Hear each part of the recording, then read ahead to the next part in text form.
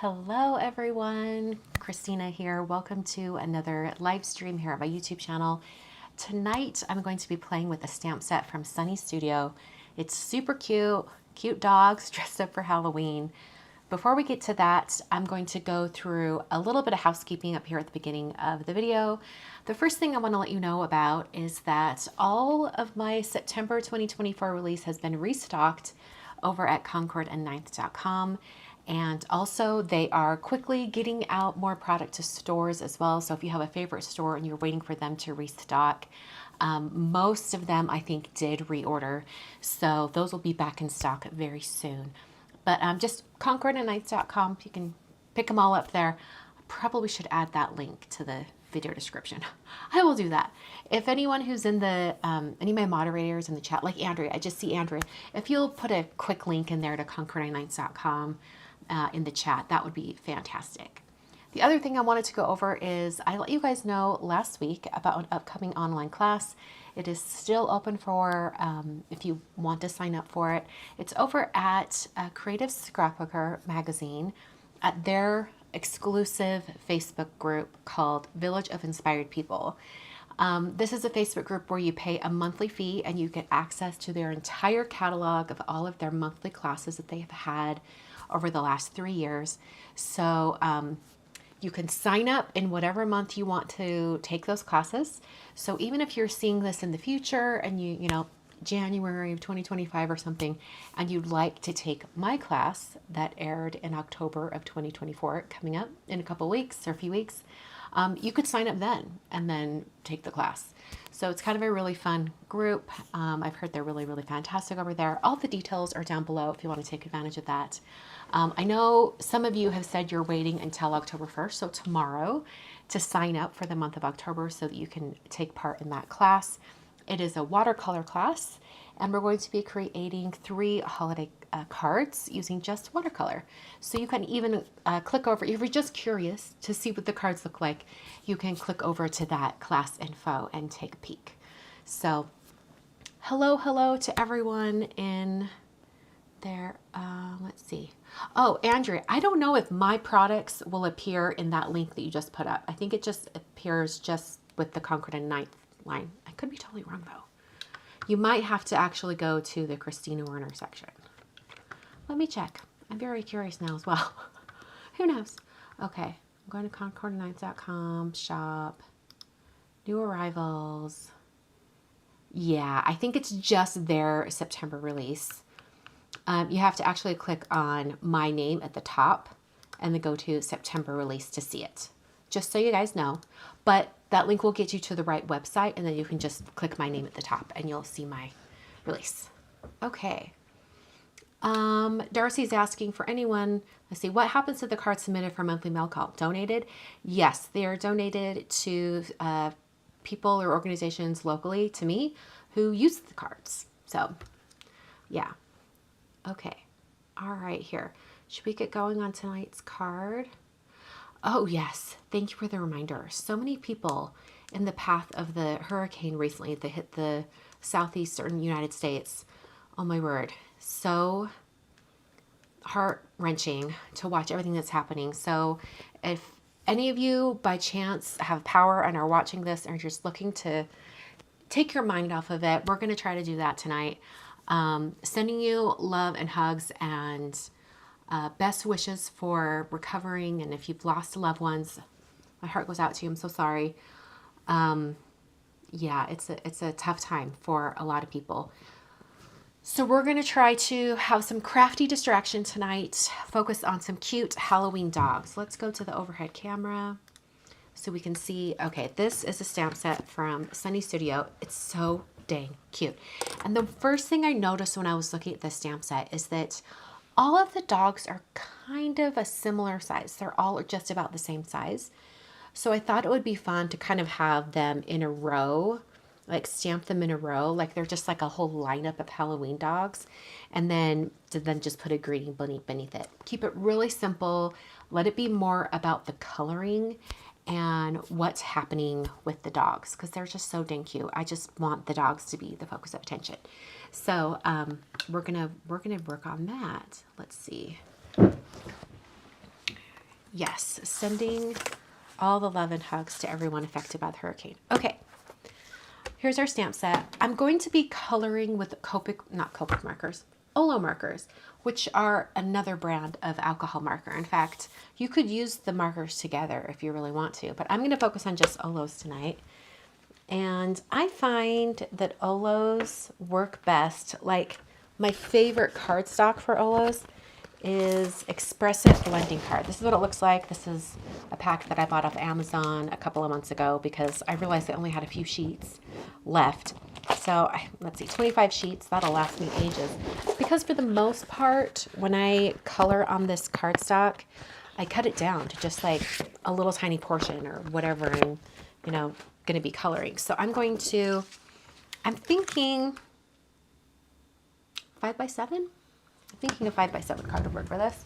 I'm going to grab my paper trimmer. Oh, Sika's answering the nail polish questions. Thank you, Sika. All right, I'm going to cut this to exactly 5x7, and then I can cut it down later if I need to.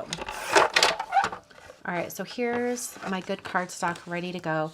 Before I actually start stamping on the nice cardstock, I'm going to do a little bit of planning. So I'm going to stamp those images, the ones that I'm considering, I'm going to stamp them on some scratch paper. So I've got some inexpensive, I know, Janie, dogs, not cats. I'm shocked as well. Hey, I didn't do this stamp set. There's one animal on here that could almost be a cat. Almost. But it's got definitely a dog with the little round nose and all that, and it's black. So it's a dog. It's not a cat.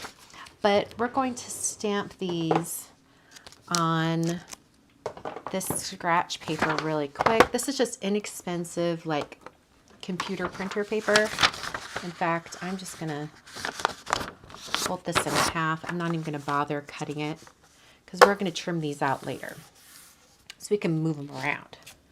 Okay, there is one image on here, one of the bigger ones, that is not a dog. It's a pumpkin. But I'm gonna stamp all of these guys. They don't need to be perfect, so I can stamp them in whatever ink. But I just want to get them so I can start arranging all the dogs on my card and you know, play with it, move things around, come up with a plan. So these are just going to be really roughly cut after I stamp them. Okay, and I'm going to use VersaFine. Actually, no, I'm not. I'm not going to use VersaFine. I'm going to use Simon Says Stamp Intense Black just because I will eventually use this to stamp all of the dogs. So if there's any residual ink like staying on the stamp itself, it won't be a problem. All right, we'll just give these a quick little stamp. They don't have to be solid. We just need an idea of all of our dogs. They look pretty good. Anyway, okay. And, okay, some of you have probably seen this. This is a new thing to my craft room. The scrubber block from Hero Arts, brilliant. I'm going to take the Ultra Clean spray from Simon, and I'm just going to give a few little spritz onto that, and then you go like this, and you clean off all the stamps. It's so easy. Most of the time I'll do this, I'll kind of scrub in each direction. Look at that, it's like taking off lots of ink already. Then, because that cleaner can leave like residual kind of greasiness on your stamps, then I come back over it with a baby wipe, and look at that, no ink is coming off. It's so great. I love this little scrubby. I haven't linked it down below yet, but I will be sure to add it because I love this thing. I just started using it like 4 days ago, even though I ordered one like many, many weeks ago. It's lovely. All right. I'm going to go ahead and take these stamps out of my MISTI and put them back on the sheet because I want to do all of my stamping as a one layer stamp or one layer design. So all of these are going to be moved around and stamped in different places anyway, so it won't matter. Okay, where's this little guy? Oh, he's like a corgi. He's so cute. Seriously, I love corgis.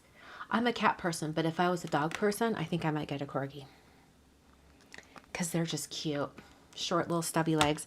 For the same reason, I really love a little slinky dog. A little doxy. Okay, putting that to the side. And this cardstock here is cut to 5x7. So then I can arrange my little dogs. So what I'm doing is I'm just rough cutting around them so that I can move them around and put them in place. And this is going to help me figure out like which dogs need to be masked, which dogs are in the front, which are in the back.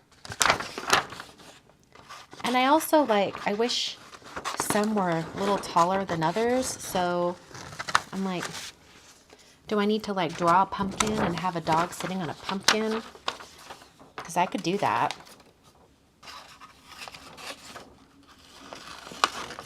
You know, I could add a little something for one of the dogs to sit on. Maybe just add a block. I don't know. Just to give it more like a little pile of dogs. I think that'd be really cute. Oh, it's a corgi. So cute.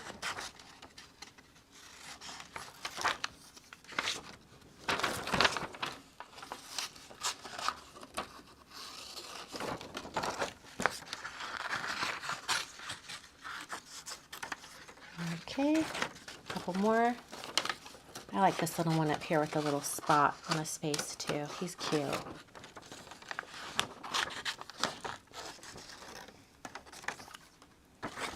Alright, and then just the little pumpkin pail full of dog bones. So cute. Mendy over at Sunny Studio did such a good job with the stamp set. It's adorable. Okay, so now we get to arrange all the dogs. So this is going to make our little map. Okay, so this one needs to go on this side because he's looking off to the left. I think that would be good. And I think this little guy might need to be down in front. Well, this guy, because he's got the pumpkin, he could probably go behind right there. You know, like he's got, and it'll be a good little pop of like orange in there, which could be nice. Put a cat on a pumpkin. Yeah, just one cat. One cat that's just hanging out there. Maybe it's dressed up like a dog. That'd be funny. Okay. Then we have our little ghost dog. We can put him in front. Maybe it's that we've got like two rows. We've got a row of dogs in the front and then a row of dogs in the back. We could do that. He would get totally covered up. Do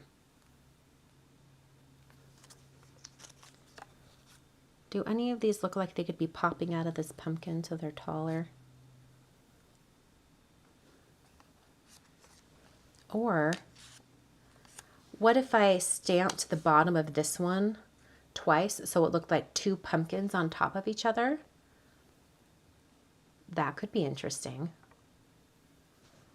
Or even, I mean, if one of these was sitting on top, it would cover up the top of it anyway. So I could totally do that. And this little guy looks like he would be right on top of the pumpkin. So, okay. Let's just do a little experimenting. I'm going to put this stamp on an acrylic block. And we're going to stamp it a couple of times just so I can use the pumpkin portion. This still has the cleaner on it, so I'll clean that off quick.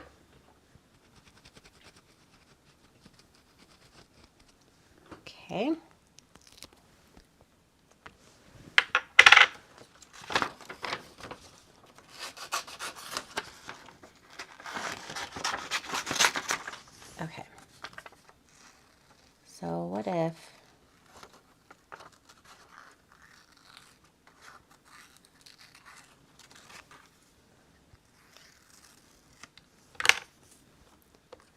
we just had a couple of pumpkins stacked on top of each other. And then we have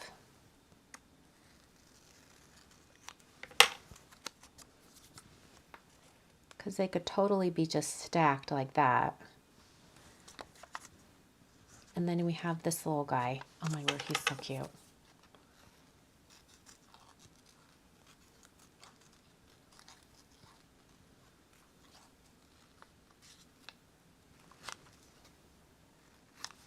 Okay. And then this little guy will be right there. Oh, he's cute. Okay, I like that. Yeah. Arrange them on porch steps. That's what Cheryl says. I'm sort of thinking, just to make it a little bit easier to color, I'm not going to make it be like a full scene, if that makes sense. I just want it to be almost like they're in a photo studio and there's a white backdrop. You know, like I think that could be kind of cute. Okay, hold on. Let's tape these guys together so we know what's happening with them.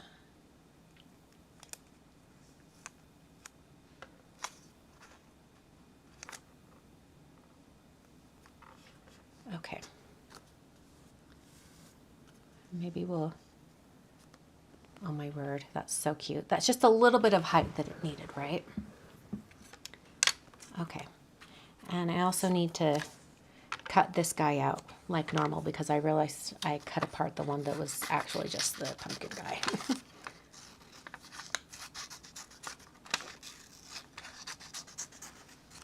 Okay. And then, let's see. I could do this again and then have this small little pumpkin pail on top just for like a secondary height. No, I don't like that. Never mind. But I do like the idea of this one back here. And then we can maybe have this guy right here.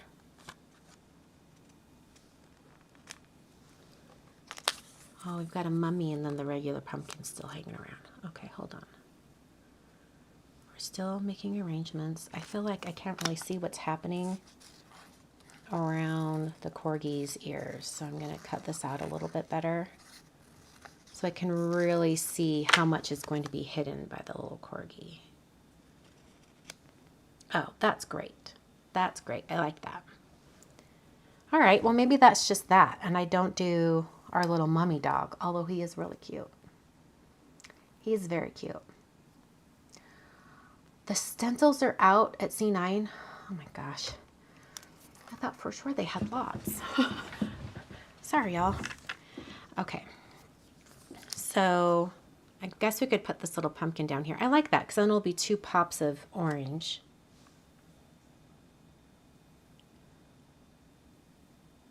Okay. All right, I feel like all of this needs to move up just a little bit. But you know what? Let's tape them together.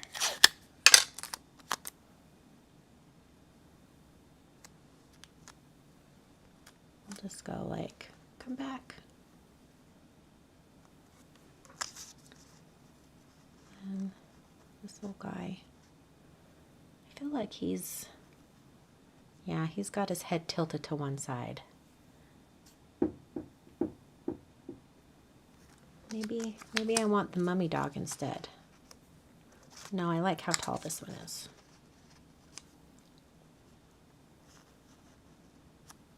All right, we'll put him right there. And then, oh, everything got kind of messed up. Hold on. Trying to get him nice and straight and it's not working. Okay.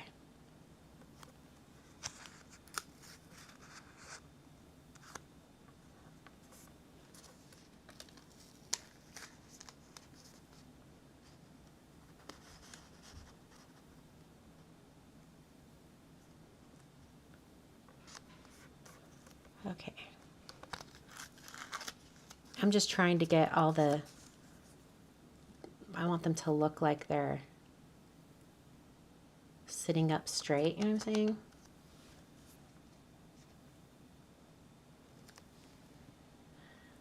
Okay.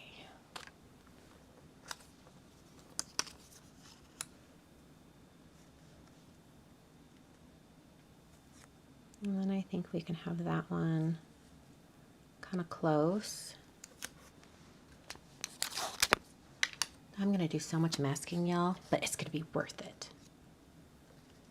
Okay, and then we'll have our little corgi. He's so cute. He'll be right there. And then we'll have this little dude. Maybe he's about right there. And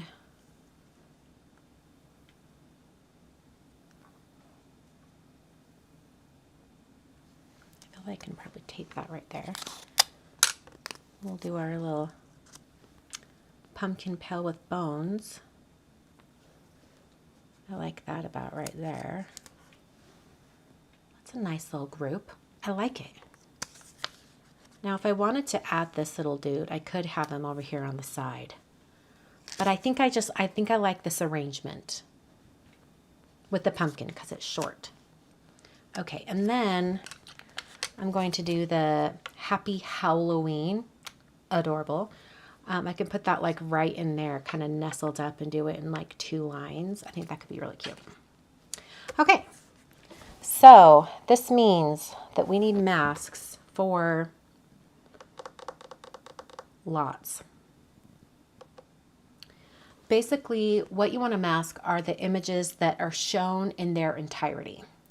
So we need masks for the pumpkin pail, the corgi, the ghost dog, this one right here. We need a couple of them for the pumpkin. This is going to be in front of this one, so that's fine. And we're going to have to put the masks on by the dog, this pumpkin, then that pumpkin. And then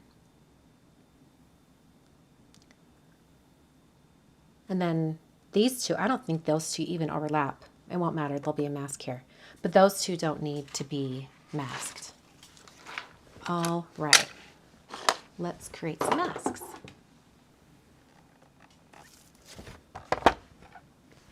So I'm going to be using, let's see, I'm going to use Altenew masking paper.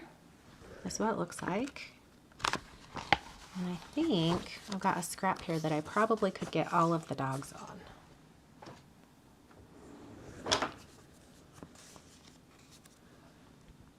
Yep. All right, so we need pumpkin, the corgi, the dog with the spotted head, and I'm just referencing this right here, by the way. I need the ghost, and we need the little dog with the witch's hat that's not in a pumpkin. And then we need the actual pumpkin one, but we're going to need like 2 of them. Well, I guess only 1, really. Yeah, we're only going to need 1. Yeah, only 1. We'll do another one if we need to. Okay, I think that's all the masking I need.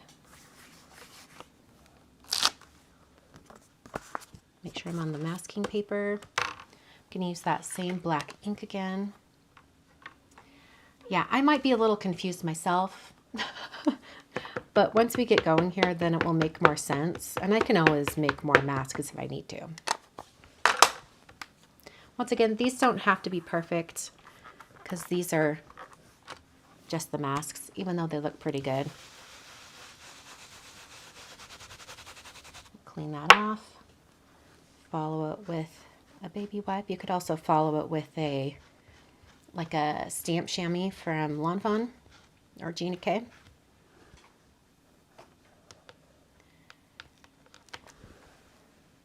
Okay. I love that there's all these other little things in the stamp set too. There's like a little broom, there's a star and a bone. So there's a couple, like 4 stars. I might end up stamping some stars just around the little scene because I think that could be really cute.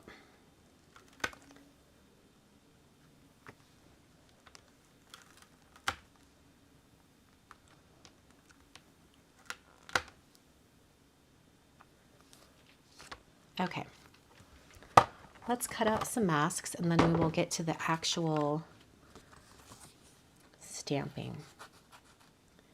Okay, and it looks like on the final thing, I really only have this little area over here that's going to be really, really close to that pumpkin. But you know what? I'm going to go ahead and just actually fussy cut them all out because you can save your masks, especially if you're only doing like a one-off card or something. You can save them and use your masks, you know, a few more times.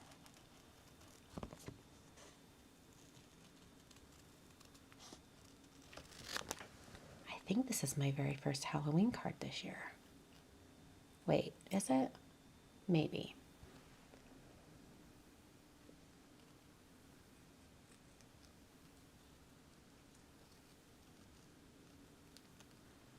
All right, got one little pumpkin. Oh, Corgi. I feel like I should name him.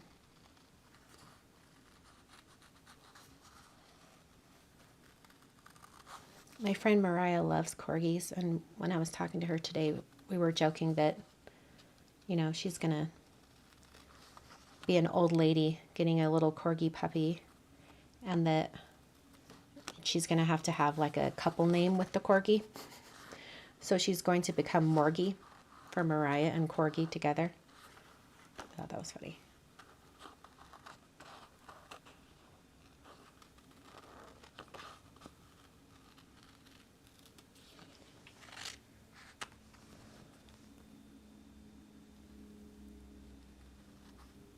So the thing when it comes to masking that I try to remember is you're going to work from front to back. So whatever's in the very front is what you're going to stamp first. So we've determined that the front row, this front row right here, that's what we have to stamp first. That's why it's good to have like a map like this, like a template of what you're doing, especially if you're going to be doing masking, because for one thing, it helps you visualize what needs to be in front first, but also it makes it so that you can do planning and make sure everything looks right. Okay, here we go.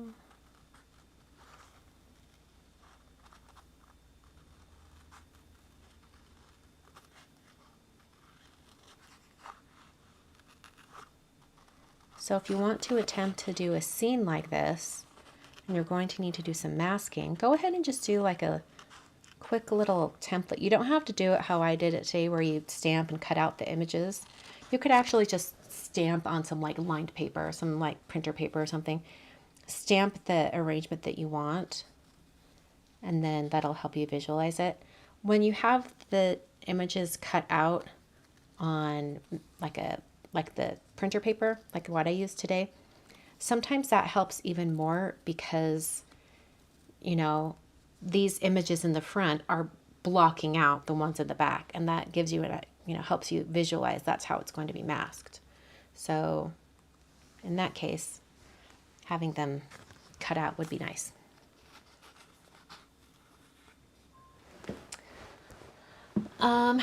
Penny's asking, have you tried Tim Holtz spring scissors? Are they good for fussy cutting? I have, and they're great scissors, but I need to practice with them more. I still prefer these. I have a little more control. I don't know. I'm an old dog, and I'm not learning new tricks. It takes me a while to adopt new tools. I think Jennifer was using the Misty for like 1.5 years before I was like, that looks useful. I can't believe it took me that long, because it is like my most used tool.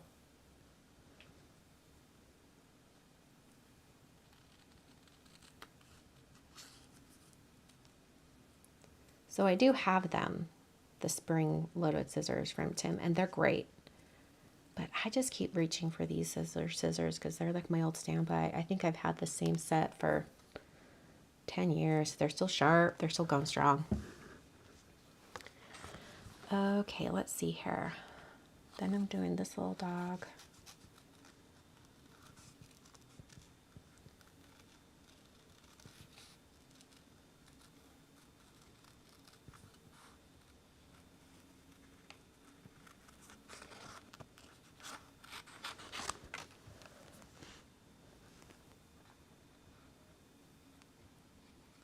Okay, he's not going to be like blocked on this one side, so I don't think I'll bother cutting all of that. I'll just cut this.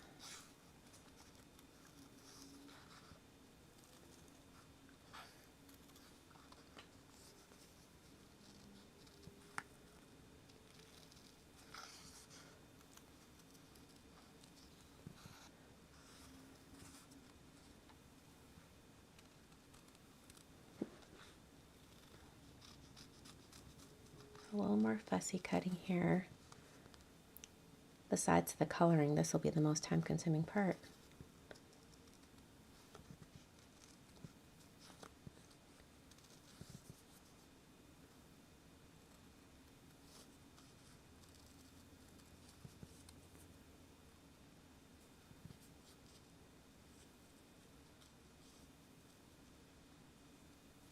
Okay, there's that one, and then we need our little pumpkin.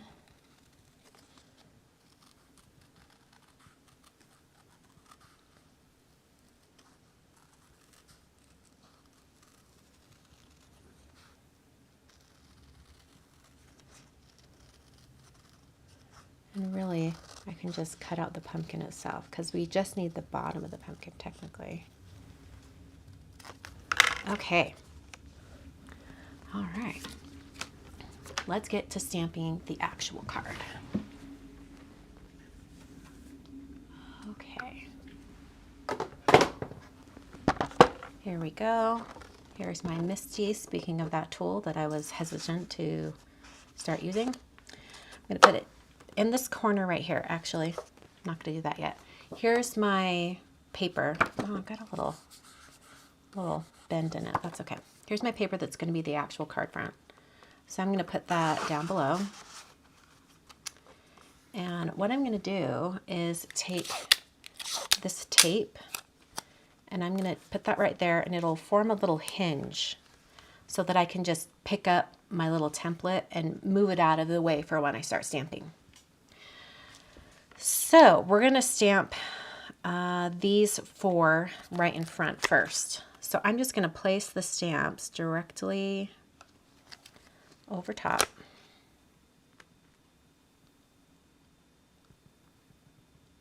Pretty much lined up exactly. Let's see, where's our little ghost dog?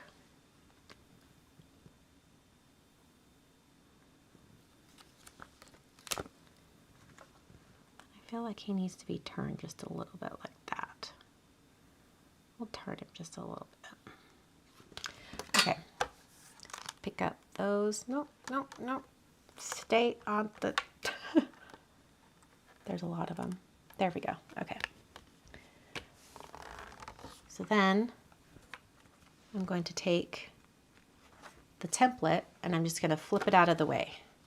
Now I already know it's directly into the corner of the Misty, so it's not a big deal if it moves around. But let's do the stamping. Let me zoom out a little bit. There we go. All right, so I've got my Intense Black ink from Simon Says Stamp. Now I'm stamping these 4 images because they're the ones in my little template that you can see the entire image. So we know that these are ones that are probably going to be masked. Make sure that's in the corner. Pressing down pretty well, but I don't want to press too much so that it will start to blob out the lines, you know what I'm saying? Lift this up. That's pretty good, but I want like super stark black lines, so I'll stamp that again.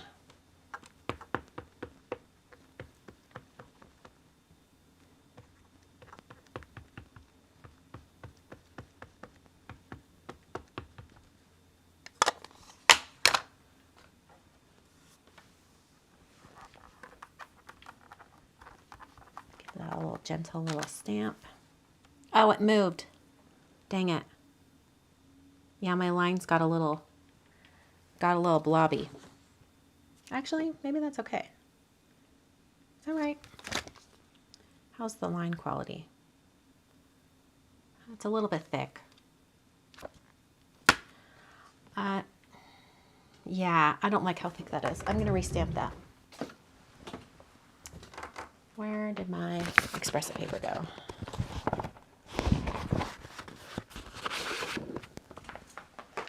And this is like mental note to myself.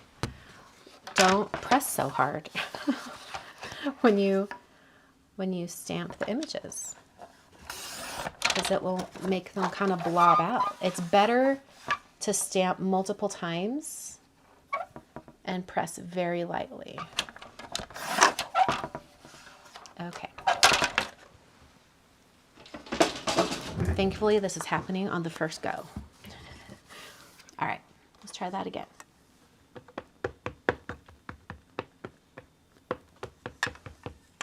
All right, very gentle, Christina, making sure that's in the corner of my MISTI. Very gentle. Yeah, so gentle I missed half of the dog's ear. That's okay. We're going to stamp again. I'm seeing you guys in the comments. Flip the paper over. I would, but I feel like the black lines show through. Especially once you start coloring.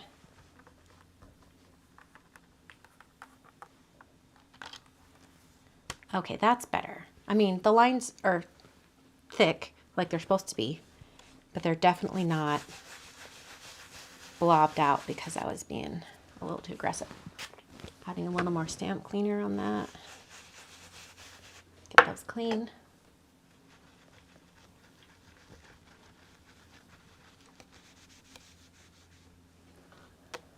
Okay, so now I'm going to put masks over all 4 of these images.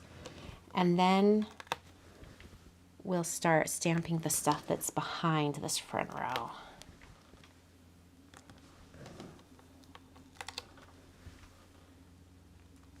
Okay.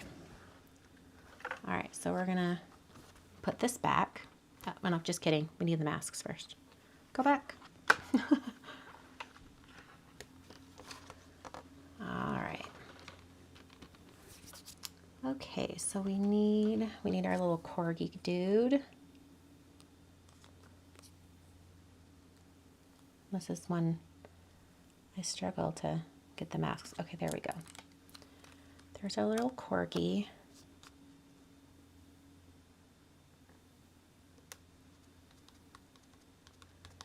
Okay, and then we have our little dog witch with the hat.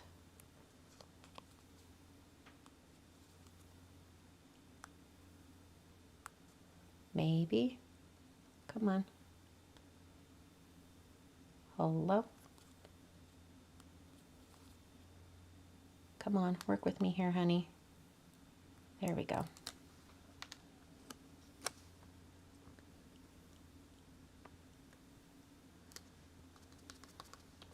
Okay, and we have our ghost dog.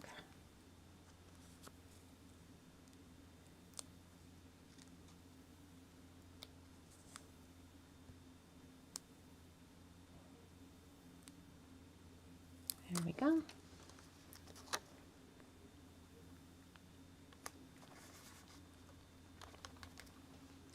I feel like that mask is just a little bit off on this one side, so I'm going to lift it up a little bit.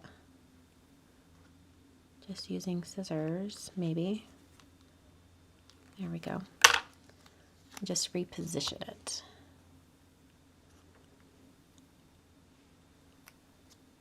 There we go. Yeah, that's a little better. All right, and then we've got our pumpkin pail filled with bones. Because of course we do. It's all dogs.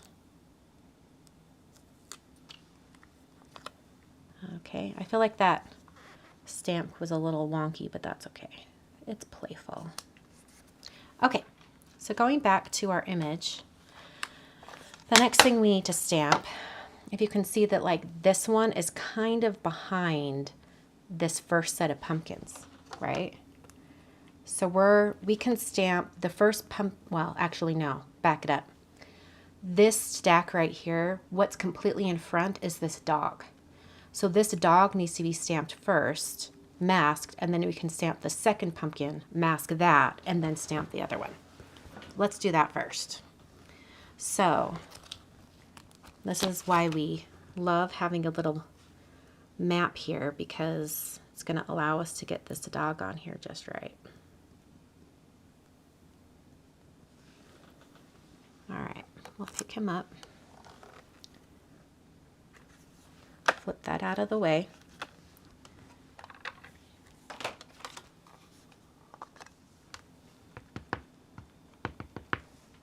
Once again, we're being gentle with our stamping.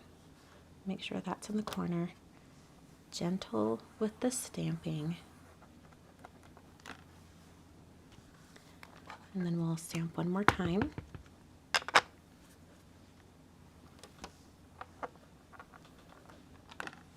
Lovely.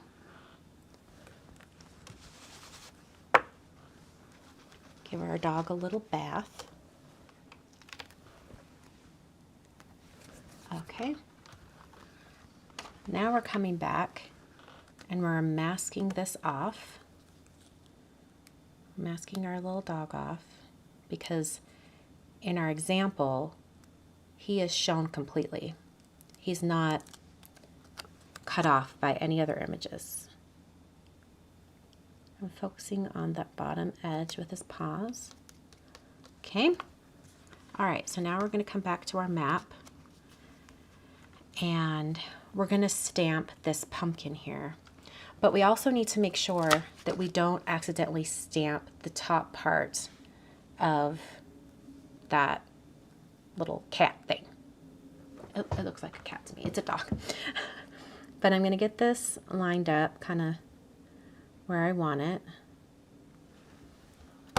Put that on the door of my Misty.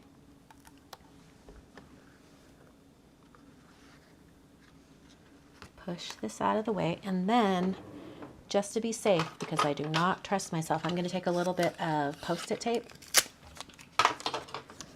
And let's see. I could probably do,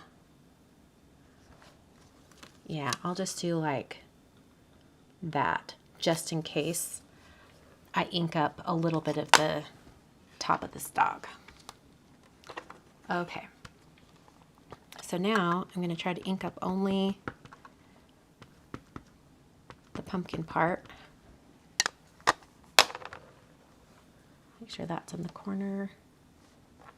Lovely. Looks like that was perfect.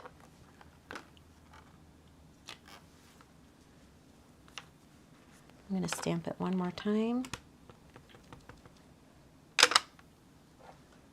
Make sure that's in the corner.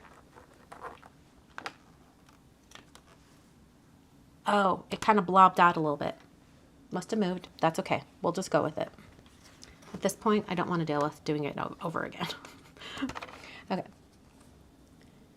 Maybe I'll make that a black pumpkin, and then it will look intentional. Okay. So now we mask off this little dude. Actually, we can move the masking tape down. Oh, it's pulling up the corgi. That's okay. Not the corgi. That's not a corgi. It's a different dog. Okay. But I'm going to save that on the back of the stamp set. And then I can just mask off like that. Okay. I'm going to clean this stamp because I want to make sure it's not going anywhere.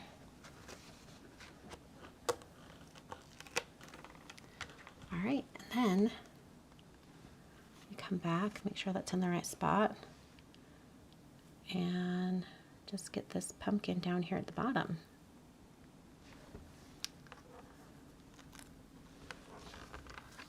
All right. I'm just going to take this off. It's getting in the way. It's getting in the way of making sure that's in the corner and so it doesn't move. Okay. So I'm just going to ink up the bottom with the pumpkin.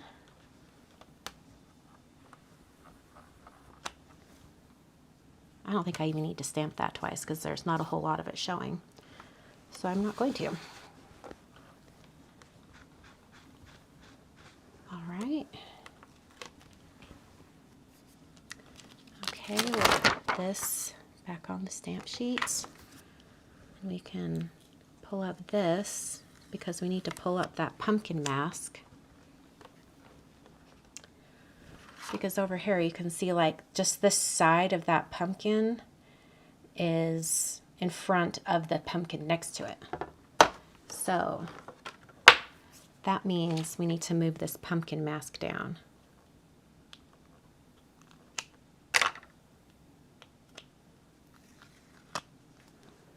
Not bad. We can continue that line with a marker. Okay. I wish it wasn't so outlined and weird, but that's okay. I'm going to color that black and then it'll make sense. Okay, so now we need the actual pumpkin dude, but the full thing. I'll put that right there. Oh, looks like their hat's going to go, and I'm going to slide it over just a tiny bit so that it doesn't intersect with that other pumpkin. Let go. There we go.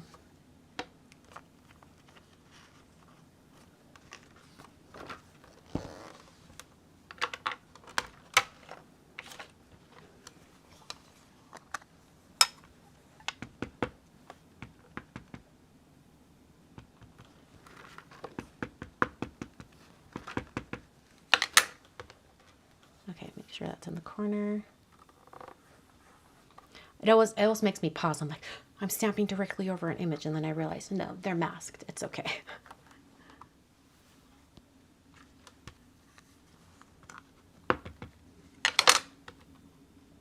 Oh, I didn't even get his little nose.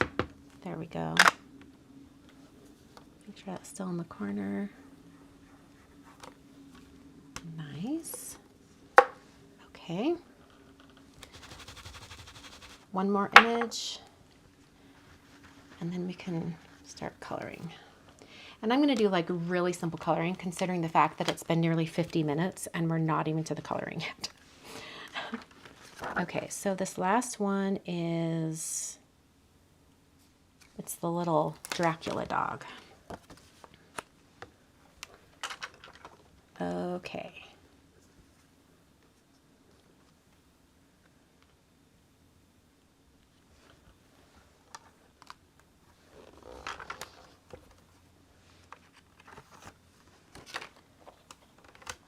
All right, make sure that's nice in that corner.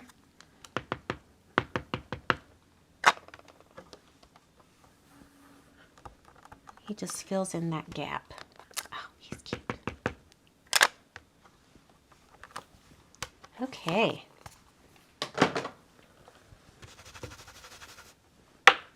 Clean off our little Dracula dog.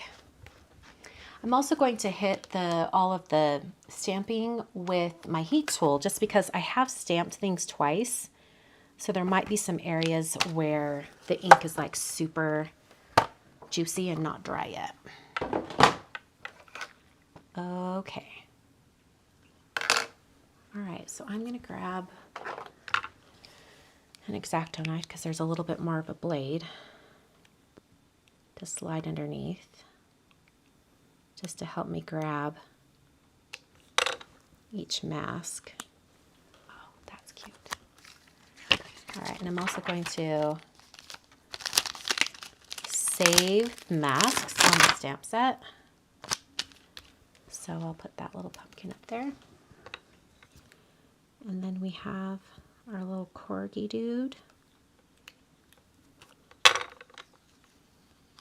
Oh, he's cute. Well, we knew he was cute. Peel up this pumpkin. And then the little ghost dog.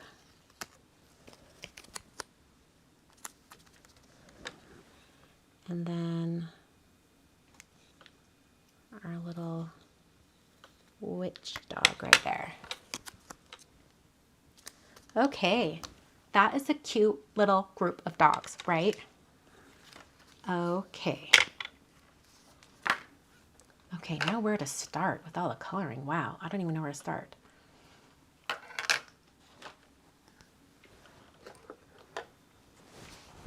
Oh, Andre has a good comment. She says, another thing to consider is to make sure the base of each image behind is higher than the base of the images in front. She is, but I thought I'd point that out. That is true. Like when you're going to have like a row of images and then another row behind it. It works well like that. Okay, hold on, I'm going to clean up some of my mess over here. And I'm going to take me off screen so that I'm not going to obscure any marker colors, because that's where I'm going to be putting the marker colors on top. Like the caps, so you guys can see. And I'm going to be referring to a Copic chart. Where is it? Oh, there it is. Not Copic, Olo. Hello. I've got this one that's from the Olo website. And then I also have the hex chart from Sandy Alnock, which is also really great. Generally, I kind of vacillate between both of these charts when I'm picking out colors.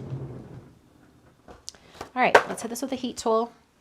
I don't want to keep it on any one area for too long since I don't want to warp the paper, but I want to make sure it's dry.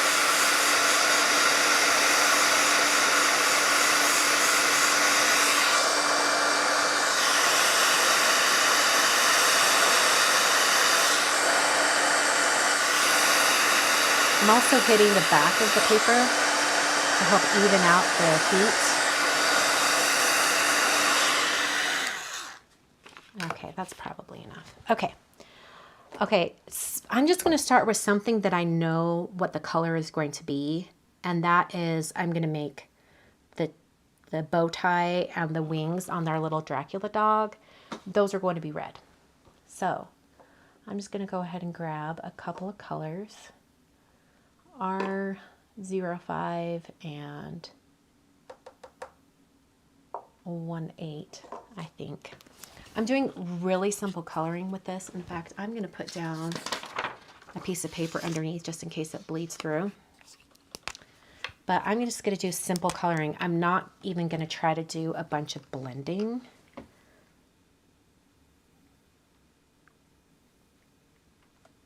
I'm just going to add like a base color, and then I'm just going to add a shadow color and leave it as is. So I've got that little red, and then I've got my shadow color. Oh, this is really dark. Maybe I don't want one quite that dark. I'm going to switch to 1.7.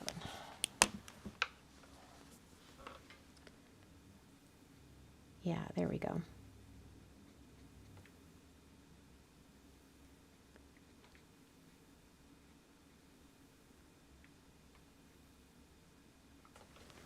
So like really simple like that. Any other spots of red? I think having a little red bow tie on this guy up here could be cute.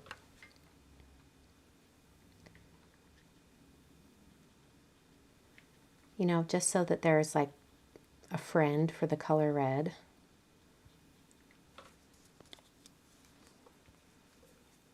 Yeah, devil costume. That's true. It's more of a little devil costume.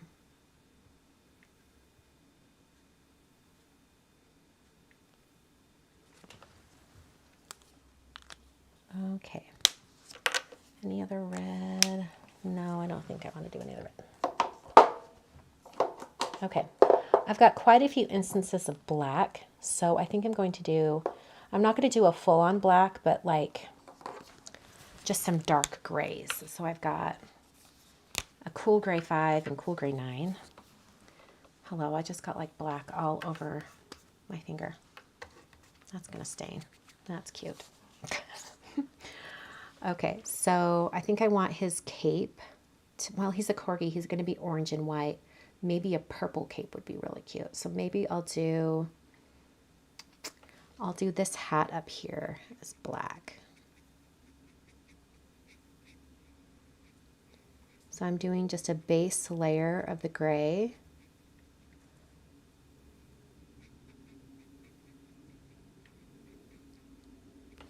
And then I'm going to do the shadow with the darker. In fact, you know what? I think I want a not quite as dark. I'm going to go to a 7. There we go.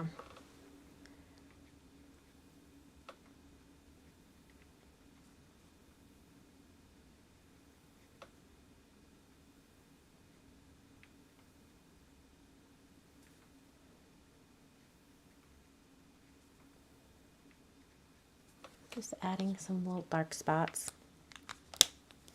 If you want to blend it out, you can go back to the original color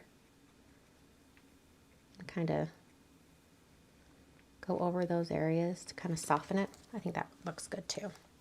All right, more black areas. Oh, I was going to do this pumpkin black. We're doing it, y'all.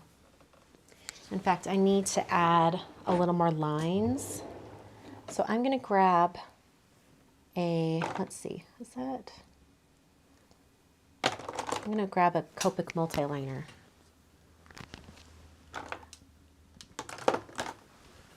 Okay, so this is a 0.5 multiliner. And I'm just going to continue this line on both sides to kind of complete the pumpkin. Okay.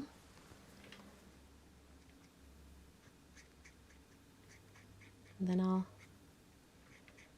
make this pumpkin black, and maybe I'll do the one below it like purple or something.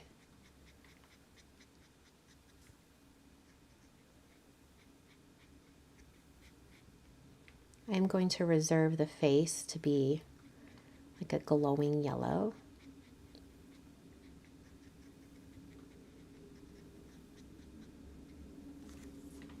All right, then I'm going to take my darker gray and I'm just going to like darken up those edges. Make sure I get the bottom all darkened up too. It's going to hide those lines that were accidentally kind of double stamped a little bit. I think that really hides the lines well.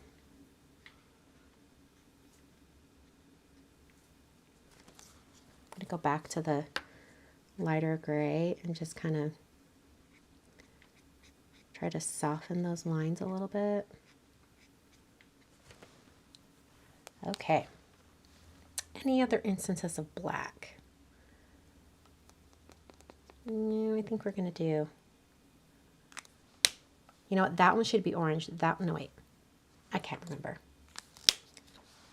Because I want to make sure I don't have all the instances of orange all in one space. So if this is orange, we've got a little bit of an orange corgi. He's got a purple cape. Maybe that pumpkin's green and that one's orange. I like that.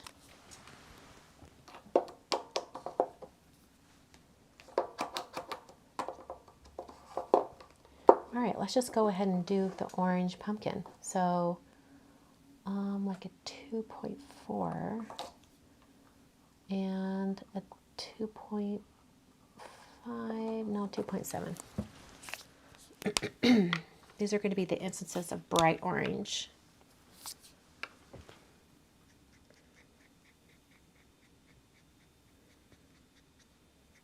I guess this face would probably be black.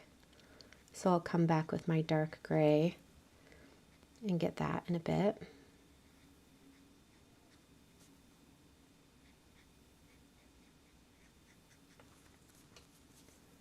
Come in and just add a little bit of shadow.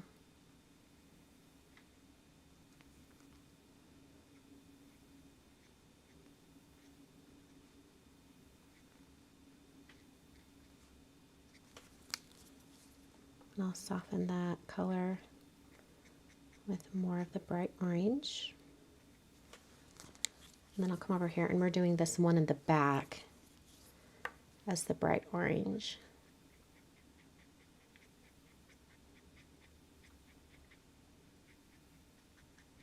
And because it's behind most everything, it's going to actually have quite a bit of shadow on it.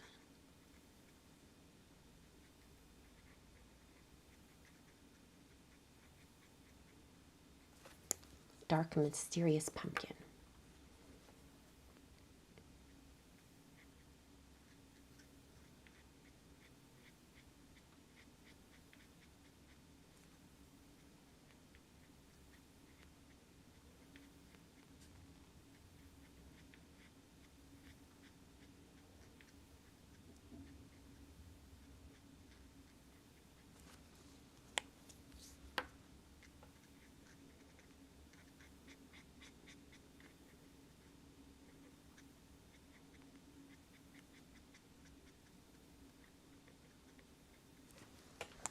Okay,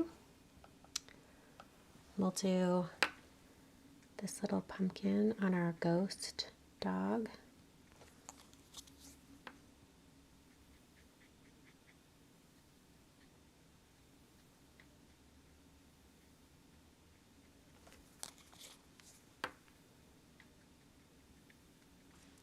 And I think we'll make the ribbon on this hat orange as well. And yeah. All right, I'm totally looking up colors of corgis. I know they're kind of mostly like a rusty orange, but I want to like double check. Corgi. I always look up like corgi clip art because then you're going to get like an illustrated corgi. See, like that. That's what we want. So we need like a little bit more of a yellowy orange. Okay, YO 2.3. That's perfect. And then we'll do 2.5.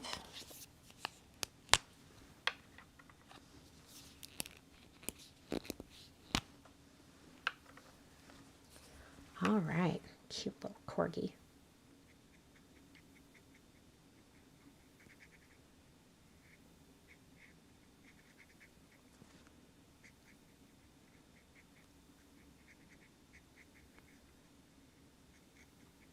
Okay, and then I think that's what that's supposed to be, and the rest of him is white. Sort of. I think he should have more orange on him. I'm gonna make him a little more orange. Well, I guess that's more yellow, but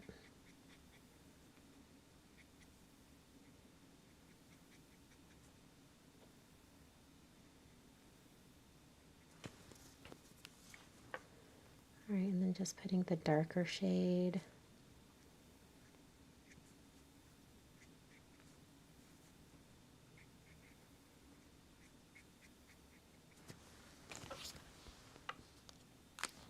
I think corgis are actually a little bit more orange than that, but I'm just going with colors that I've got. Okay. Seabeth Stamp says our corgi is tricolor, black, brown, and white. Cute.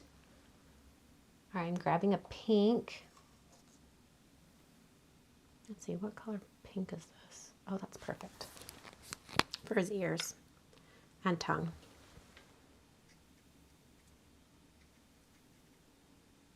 In fact, are there other tongues that I can get at the same time? There are.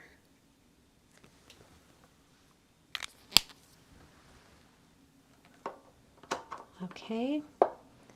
I think like a, let's see, kind of want that to be a purple pumpkin. So maybe, but I can do like two different types of purple. Like I want that one to be like a dark purple. So I'm thinking like,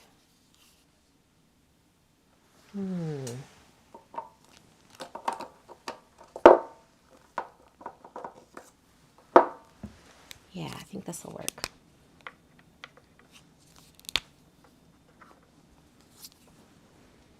Taking the lighter. I feel like these pumpkins would be covered in glitter. You know what I'm saying? Like glam pumpkins.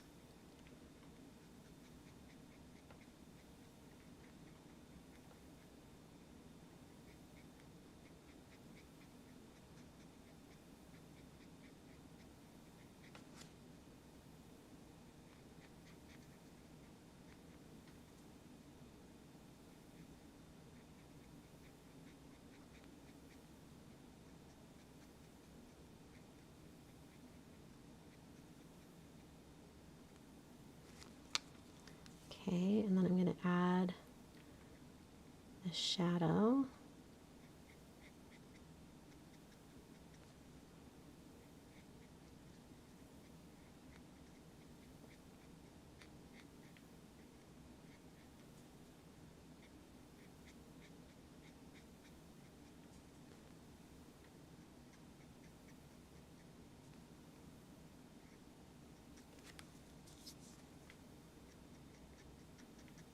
Just soften that line with a little bit of the original purple.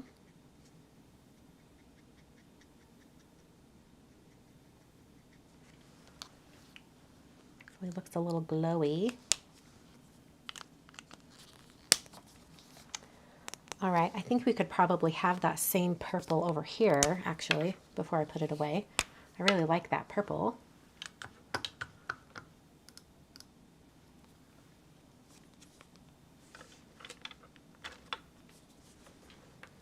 So I'm going to do, actually, it's on the same plane, so maybe I don't want to do a purple. Yeah, we'll just have that be the purple, the only purple. That shade of purple, anyway. Because I do want to have kind of like more like a pinky purple for the Corgi's cape.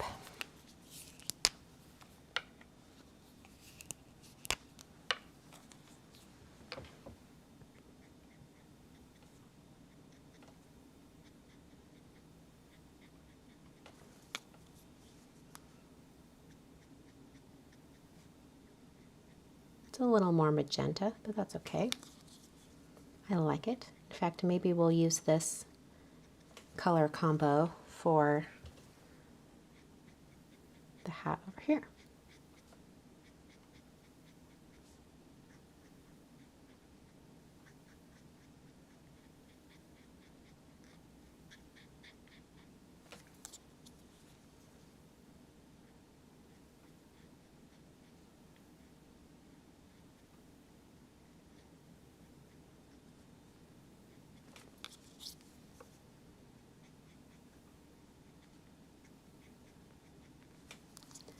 All right, and we'll give him the same cape so that matches.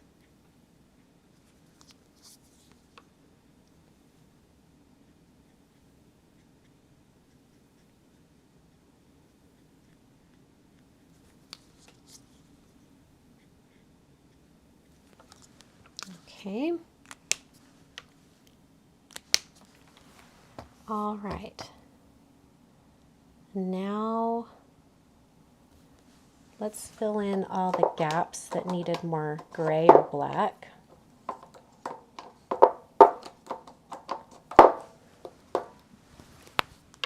Coming back in here and just getting all of these little areas. And I don't know about you, but when I was a kid, all of my pumpkin trick-or-treat pails, they always had a black handle. So I feel like it should have a black handle. I think I'll do black for that. I'm going to grab the lighter gray so I can fill that in.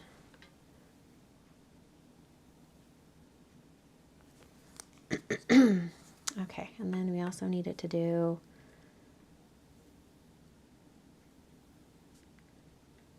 the jack-o'-lantern face.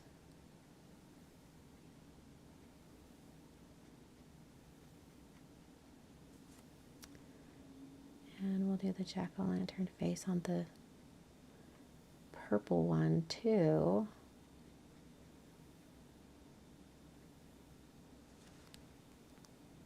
All right, any other black? I think that's all the black I want.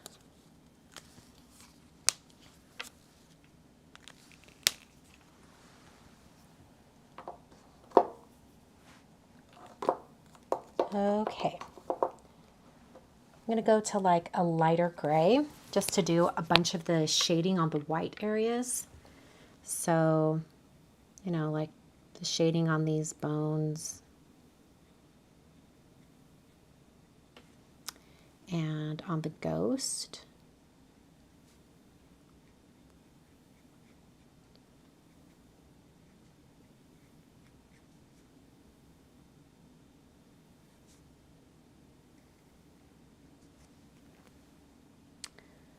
And a little bit of shading on the corgi.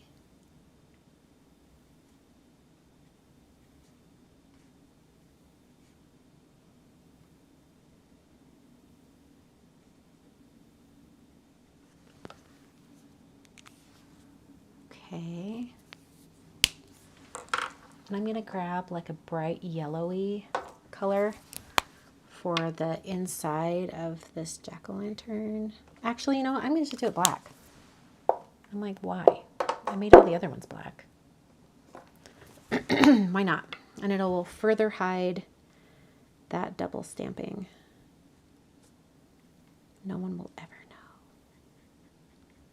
Only those of you that watched. Yeah, I like that. The dog's nose on the left, yes. There we go.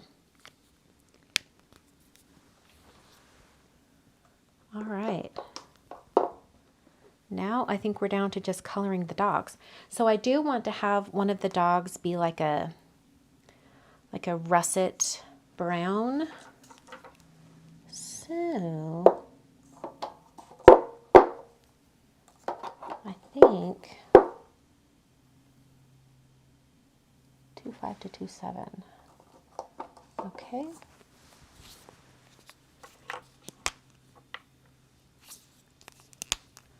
Maybe I'll have this little dog over here be this color. Actually, I think I'll have it be this one. And then he'll have a brown spot over his eye. And maybe his tummy is white.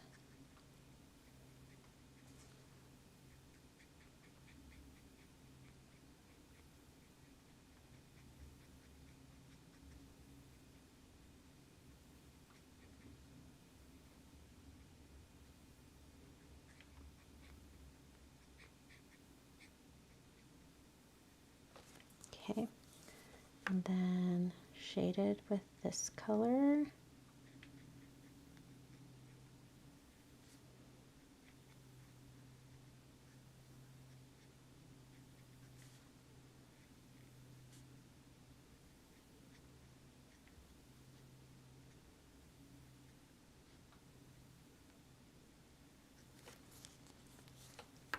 Oh, he's cute.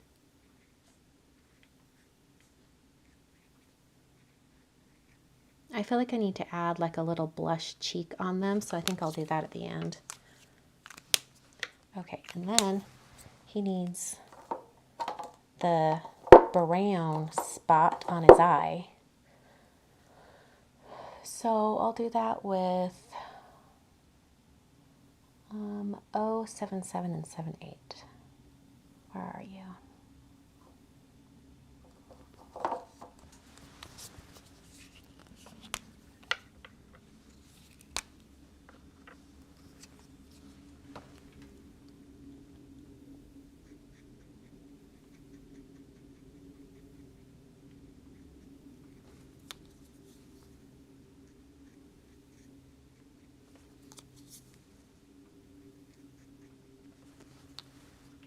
Oh, that's a cute brown. I think I'm going to do another dog in that color. I think I'll do this dog over here in those colors.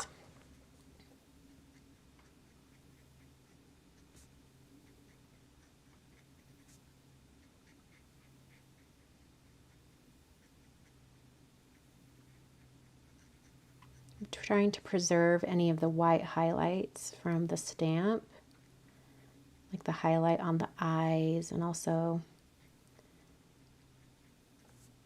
the nose on each one of these little dudes.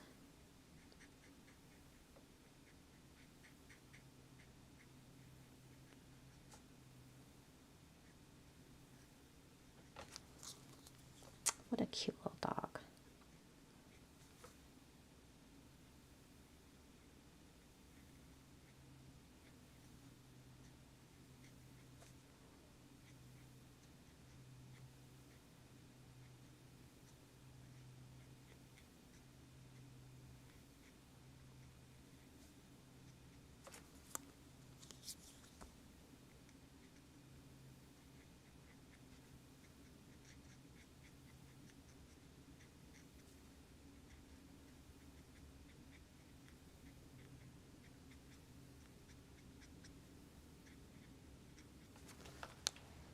Okay.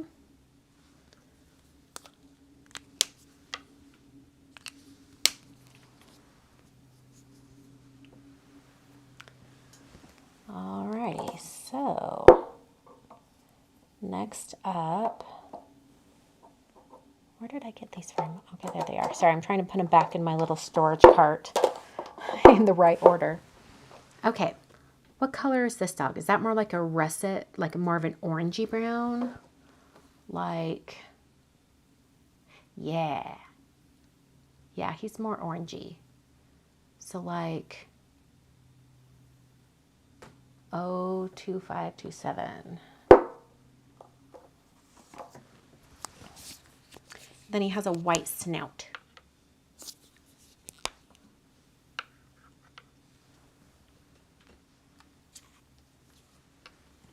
He's going to have a white snout and a white belly.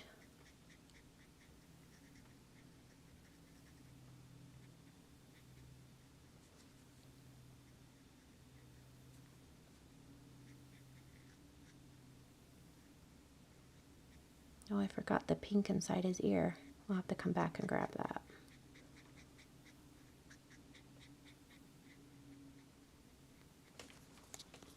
All right, and then just to give a little bit of shadow.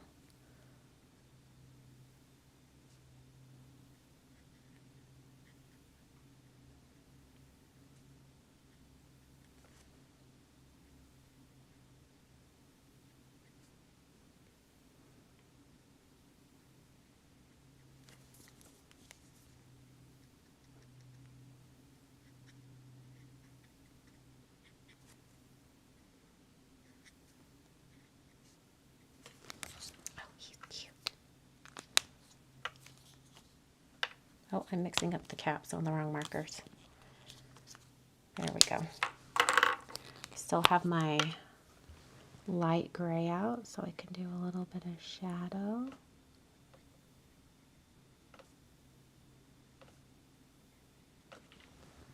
Okay. And going back to that pink for the ears. Okay. All right, we've just got two more little dogs. I feel like this dog would just have like brown ears and brown feet. So like 046, 43 and 46, yeah. Okay, put those colors back.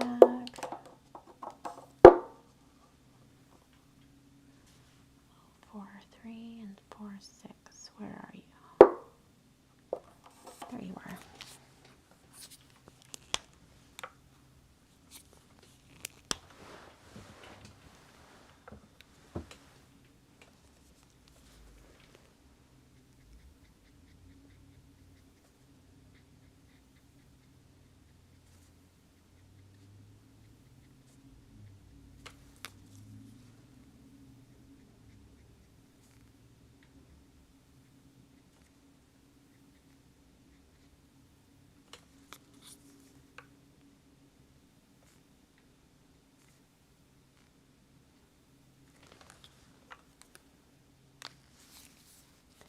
Actually, I think I'm going to reuse this brown, and I'm going to have it be the color that's on this friendly little dude up here.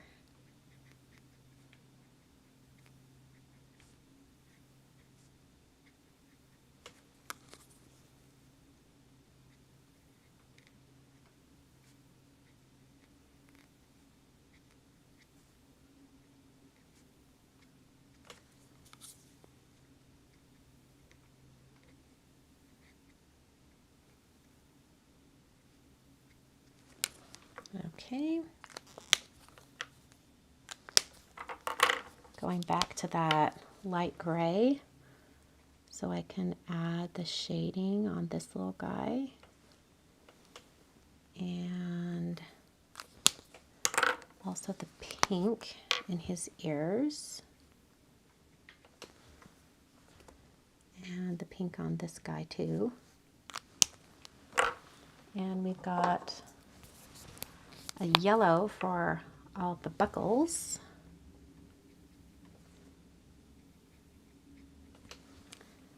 And a little bit of gray on this dude. And then I need to grab my dark gray just to add a little bit of shadow on these spots around their mouths. I think I got them all. All right, so now we need to worry about shadows underneath all of these little guys. I'm going to put some markers away first because I've got quite a few sitting out on my desk. Okay, and I think the gray I was using before plus a slightly darker gray will be perfect.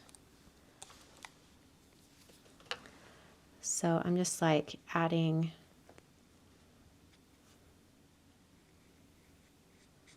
like it doesn't have to be perfect. I'm just adding quite a bit of little shadow underneath each one of these.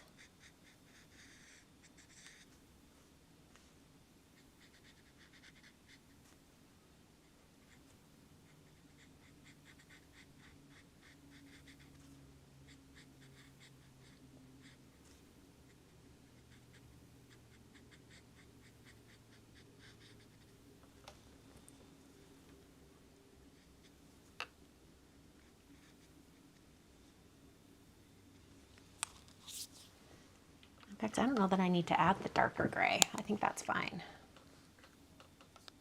Just the CG3. Oh, those are so cute. All right, we're just about done. Just have to add a greeting and put it on a card base. Let's see how much we bled through. Oh, nothing. Look at that. That was great. Oh, I was going to do little blushy cheeks on them. I forgot.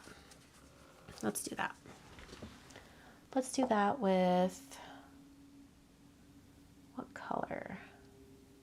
Maybe the same color I was doing on their ears. Yeah. All right, so we'll just go like this.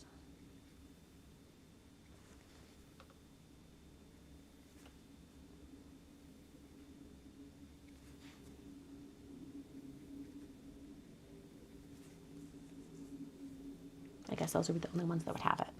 I don't know. I just thought it'd be cute. Probably didn't need to do it, but that's okay. All right. That turned out so cute. All right, let's zoom out here, and we're going to do a little bit of stamping for the greeting. So I'm going to pull out my Misty once again.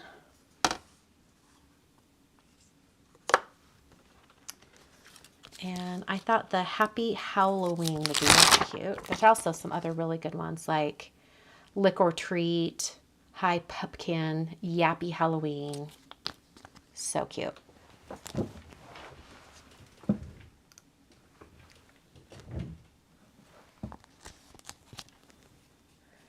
I guess the ghost dog's eyes could be brown, but I was thinking he was like a white dog with like brown ears, a brown tail, and brown feet.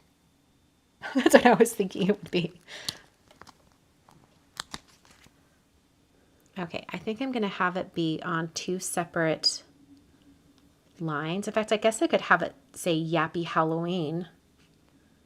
Or do we like Happy Halloween? Yappy Halloween. I think that's a little too many puns. We'll just do happy. Okay. Probably could have stamped this before, but I was not doing it because I thought, well, what if I like ink blend over the top, or what if I do something different? But that's okay. I'm switching to my VersaFine because I'm not doing any other coloring on top of this. And then it's just so nice. Yeah, just nice and solid.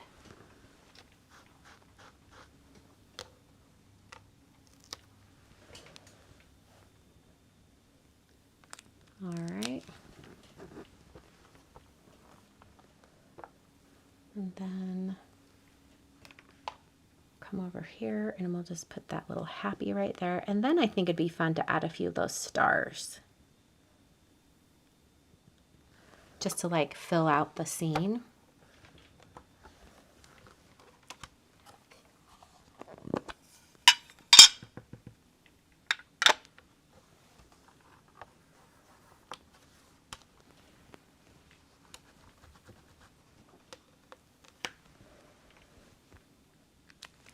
Okay, let's decide where the stars are going to go.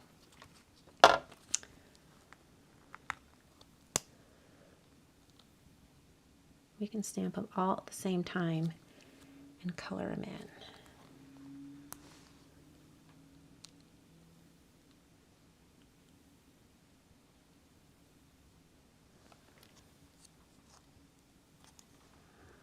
Then we'll put this one right here. This little guy. Come on. There we go. And there's another little guy right there. So just like 5 little stars, and then we can add them with yellow. Okay, going back to my Intense Black ink from Simon because it's alcohol marker friendly. And I'm going to be coloring these with alcohol markers. Perfect. I want to get this one again. There we go.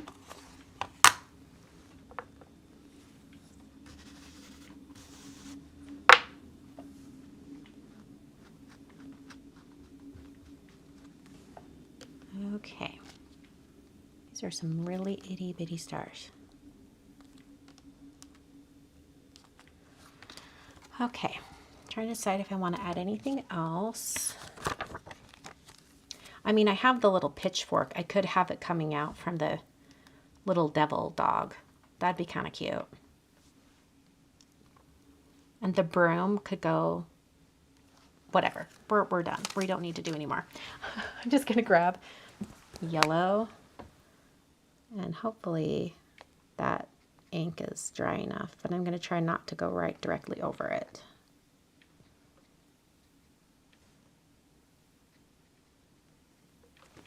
Cute.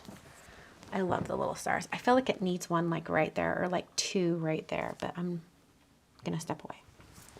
I'm going to step away. It's done, Christina. All right, let's put this on a card base and then call it a day. All right, I'm grabbing a white card base. Oh yeah, that's going to be perfect. In fact, I might have to trim it down a little bit to make it match. I'm just going to do that now because my card base isn't cut exactly like this. I just need to take a little sliver off.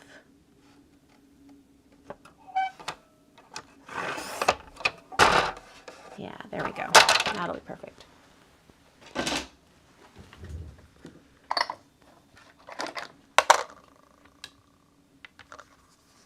Okay.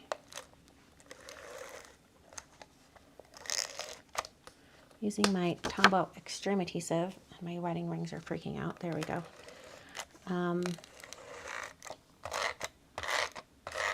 Okay.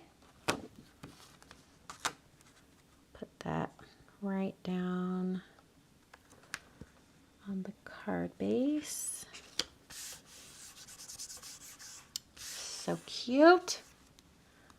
All right. And if I really wanted to be extra, I could add the glitter on the pumpkins, but I'm not going to worry about it.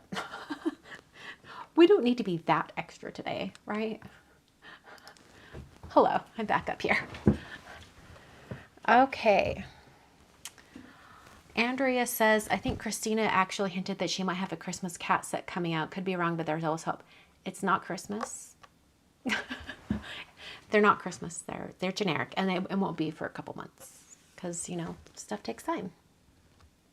So, yeah.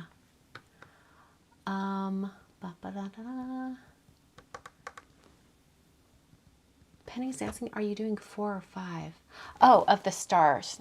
I'm going to keep it at 4. I think it's fine. Although I kind of feel like it needs like a little bit of a different little color at the bottom of the, like a little shading. Yeah, there we go. I just needed like a little something on there. Okay. Let's zoom in on these little guys. They turned out really cute. And now all I can see are the white eyes on the ghost. Hold on. I do want them to be be white, but I'm just going to add a little bit of shadow on them so they don't look like I just forgot them. That hardly shows. I'm going to go to a different color that will show that a little more.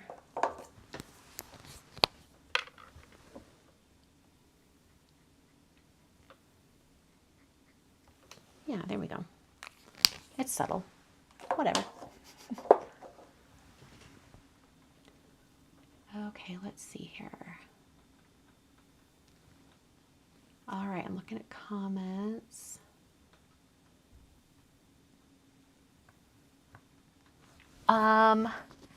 Yes. Andrew's asking if I've heard from Sylvia or Molly lately.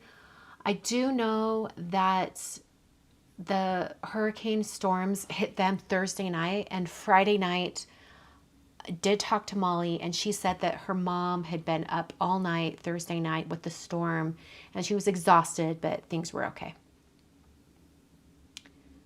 Yes. Sika, I can't unsee the purple pumpkin critter as a kitty. Kitty dressed as a dog witch for Halloween. Could be. Could totally be.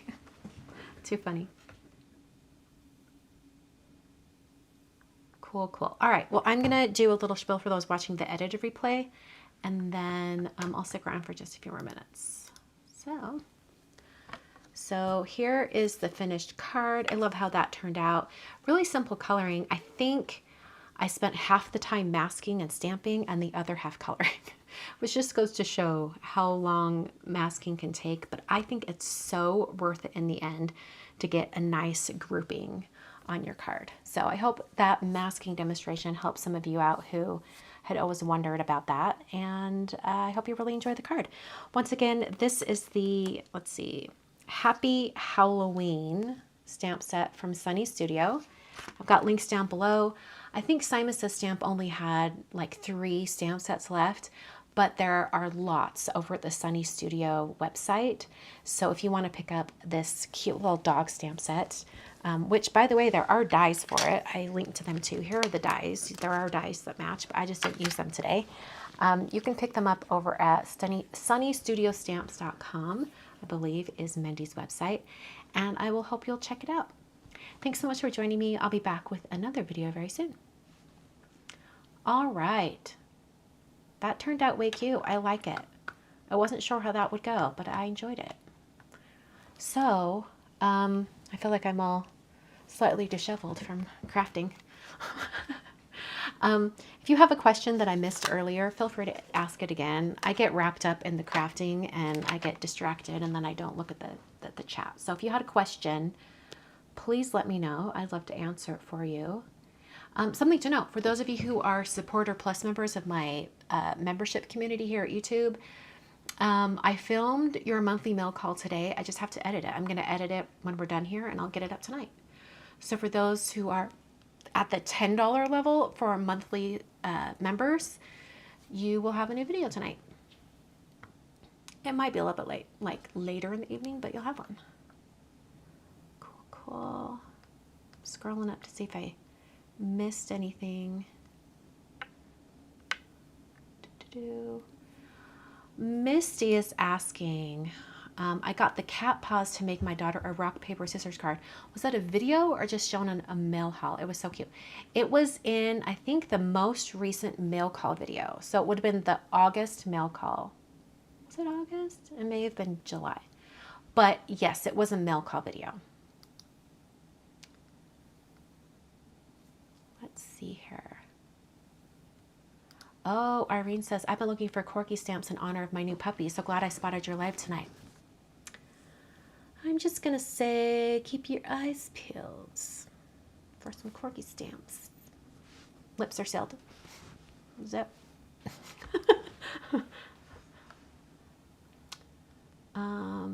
Let's see, scrolling up.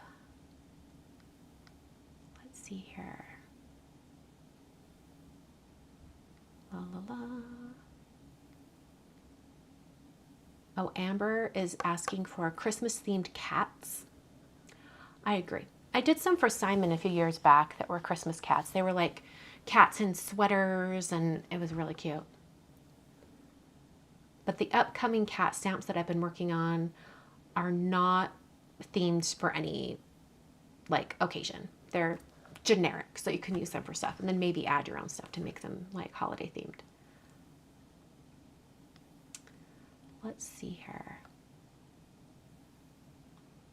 Let's see. A lot of you are really concerned about the ghost dog's eyes.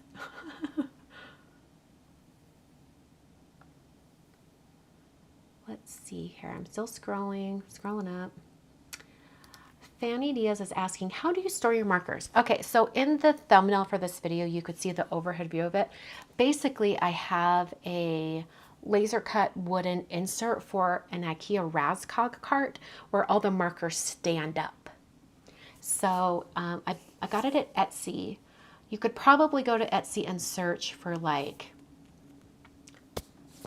marker storage cart or something like that, and it'll pop up. Let's see. Leanne saying white gel pen to brighten the eyes that are white on the dogs. Well, I think I only colored over one of them. One set. The little witch dog that's in the pumpkin. Let's see. Tina's asking, are these markers the same as Copic? They're very similar, different brand. I think of all the different brands out there, these are the closest that I've tried to Copics. I have heard the Ohuhu markers are somewhat close as well, but I really prefer these. I have not tried the Ohuhu, so I cannot speak for those directly, but I love the Olo markers. I believe they've said that they're made in some of the same Japanese factories where Copics are made, so there is a very high standard of manufacturing. The Olo people are great. They encourage you to use their markers alongside your Copics. In fact, one of the things when they were developing their markers that they wanted to be aware of is to kind of fill some of those color gaps in the color family from Copics. For example, Copics, a lot of people have complained for years that they don't have a lot of purples. So Olo, even in their initial run of markers, they've done their initial offering and they've added another supplemental set just this last year. Their initial offering had quite a few purples in it, and they're different tones of purples in comparison to your Copics. So in that case, I would definitely recommend using your Olo markers alongside your Copics, because then you have a broad spectrum of hues to choose from.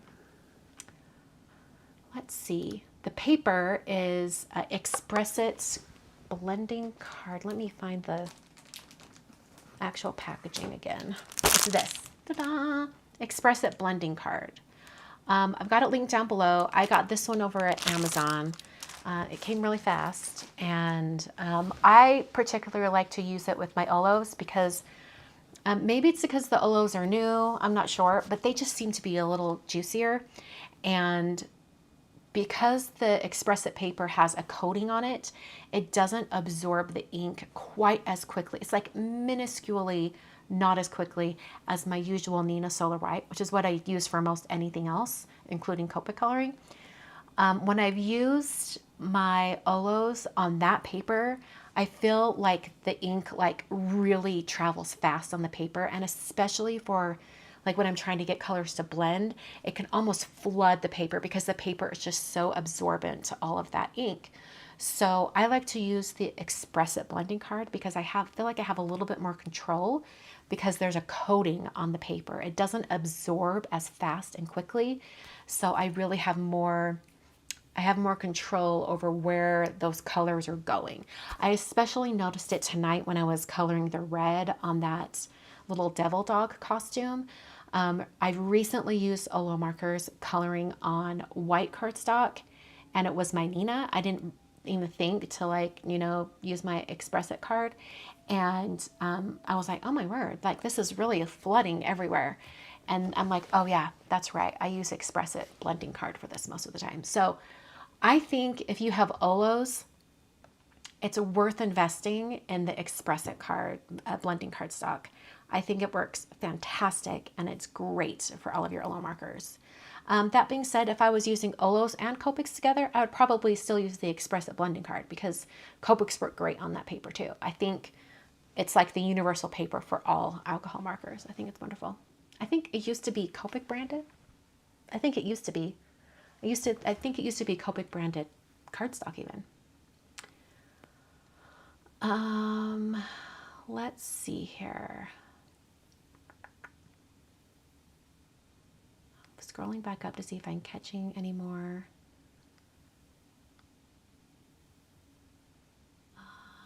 Let's see here. Darcy's asking, did you dot their eyes with white already, or is that the stamp? That was the stamp. It already had it.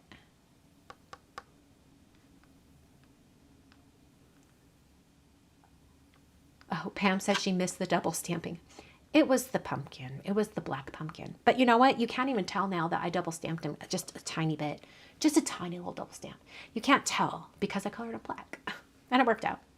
Okay, I'm scrolling back down to the bottom to catch up on comments.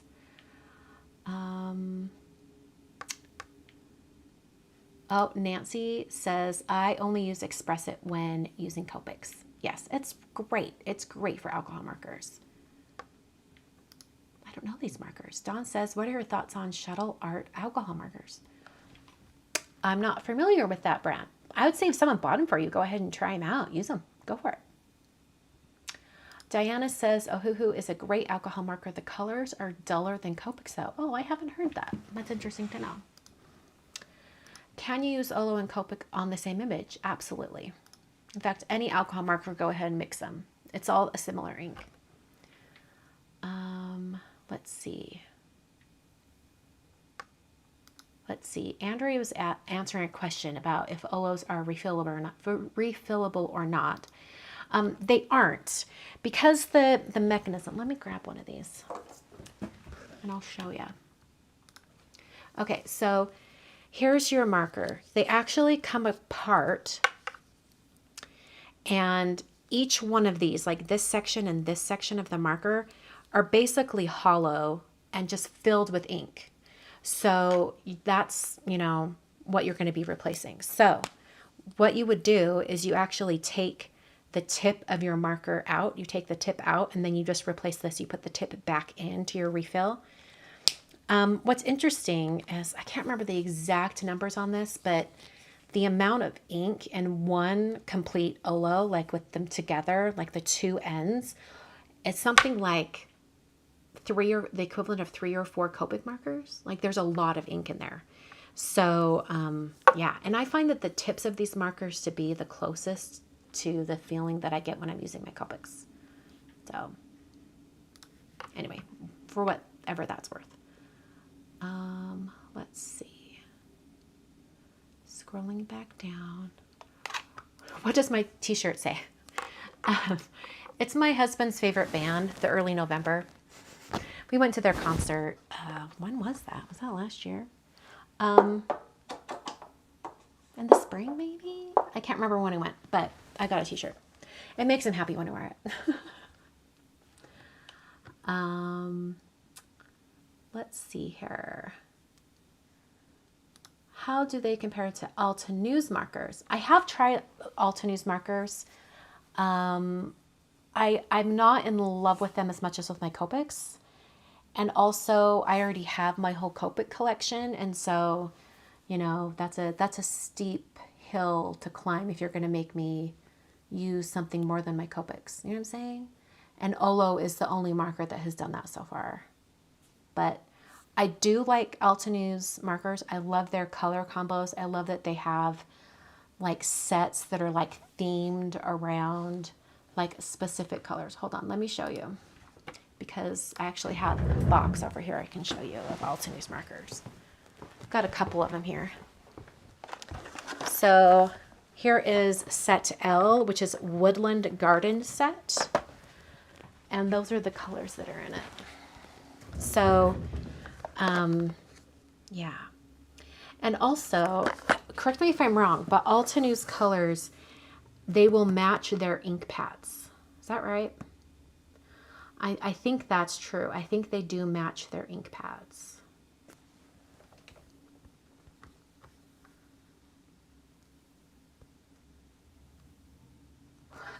Leanne, how funny. Thanks. I thought you were hinting of something coming in early November.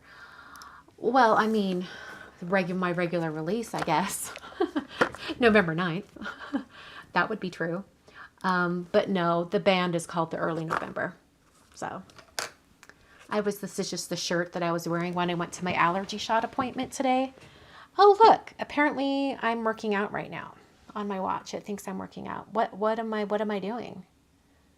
I don't even know what I'm doing. High intensity interval training. I just did it for a minute and a half. That's great. I burned 4 calories. I like bumped my watch. I don't know what I did. Let's see here. Let's see here. Oh, Andrea says, I think the markers do match the ink pads. That's what I was thinking. I was trying to remember like what exactly they said. John says, if you had to start from scratch, what is the best value and quality today you would buy? I do Olos. I especially would recommend Olos because even though they have like 160 colors right now, and that can be like a steep price point to start with, in the long run, because they're going to be adding more colors over the years, it's great to get in on the ground floor. So a lot of you took advantage of the pre-order deals that Olo did when they came out a couple years ago. You got like killer deals on your markers. They still do that every once in a while. I would imagine maybe around Black Friday, they might do like another really big discount for like getting a complete set. And I do know that you get a discount when you buy a complete set right now anyway. Yeah. So I would say Olos, especially because I think they have like a really good color selection. I mean, I think, well, that their first initial colors, they were lacking like more skin and hair colors, but in their second like add-on that they've added to round out the 160 colors, I think that filled in some of the gaps, and they have plans to fill in even more of the gaps. So, yeah, I would say go with your Olos. And if you want to, like on my markers, I have the same color on both ends. You can see that? The same color on both ends. But you can actually just buy, like technically this is like buying 2 sets because I put the same color on each one. But you can pair your colors together. You could have like a light on one end and a dark on the other. And that would work well. Where did this marker come from? There it is.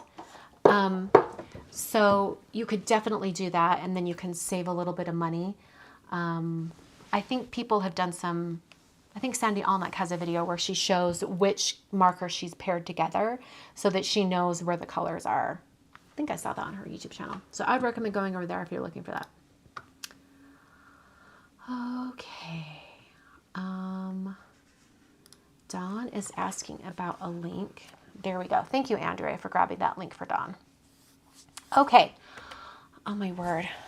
My arms hurt from my allergy shots. Is it still really red? Yeah, you can kind of see it. It's starting to get redder from my allergy shots, like all right here. That's crazy. Oh yeah, that one's really red too. That's cute. Y'all. But my twice a week allergy shots are soon going to be only once a week, and I would love that. Tessa, this is an interesting question. Have you had any issues with the opening an Olo and it being dry? It happens with my Copic sometimes. No, not at all. I haven't had a dry Olo marker at all. Copic, I think they changed factories or something a number of years ago, probably like 6 to 7 years ago. And markers that they've sold since then have like a drying out problem. It's weird. Like the last probably like 20 colors that I bought to round out my collection were bought after that point, and those are the ones that are drying out. So I really think there was a manufacturing change at some point. So, I mean, if you can find someone who's selling their old Copics, that's like a treasure, like if you can find it. Darcy says, it gets better, just finished 6 years of shots. Why did you stop? I was wondering. I had a friend tell me that she did shots for like 16 years. And then I was like, why did you stop? Was it not being effective? Did it seem like you didn't need to do them anymore? I'm just wondering.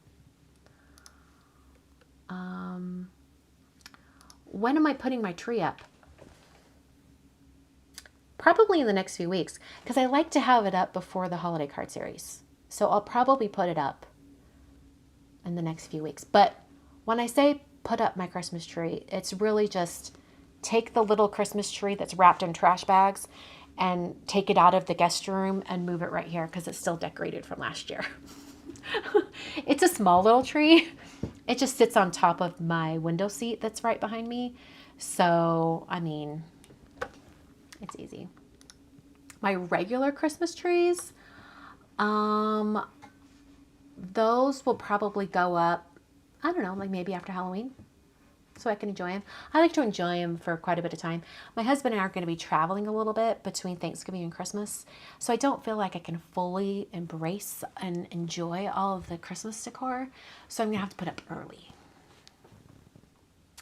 Yeah.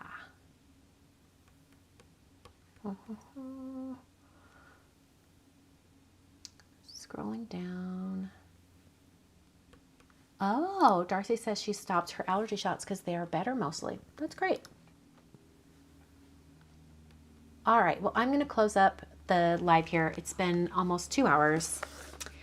Thanks so much for joining me for this cute little dog card. It turned out so cute. I might have to send that to Jennifer. None of the dogs look like her dogs. Like maybe this one could be if it was taller and skinnier. But none of them really look like her dogs. But her daughter Audrey has a dog that looks like this corgi here. I don't know if it's a corgi or not, but it has the right coloring. It might be a corgi. Maybe a mix of some sort. Anyway, thanks for joining me for tonight and for all the coloring. Hope you guys had a good time. Just a reminder that that class that I'm teaching at that Facebook group, you can sign up tomorrow, like within the month of October, for $15, and you'll not only be able to take my live class on the 23rd of October, I believe, or like replay it after, but you can also see all of their archive of classes. There's lots of mixed media classes. If you love mixed media and art journaling and things like that, or scrapbooking, there's lots of those classes that you can look at. 3 years worth of content. They do these monthly classes, and they have outside teachers come in and teach them. So that's what I'm doing in October. So I hope you'll check that out. You can see the cards I'm teaching at that link down below. And that's it. Oh, and my September release has been restocked at Concord and Ninth, and will soon be restocked at retailers as well. I'm sure the minute Concord had them in stock, they sent those restock orders out to retailers as well. All right. Thank you so much for joining me tonight. I'll be back next Monday. I'm like trying to think, is there any conflict? I don't have any conflicts for a while on Mondays. We should be totally here every Monday for Monday night for a while. Thanks so much for joining me, and I will see you all live next week. But in the meantime, I'll probably share a video. Thanks so much for watching. I'll catch you guys next time.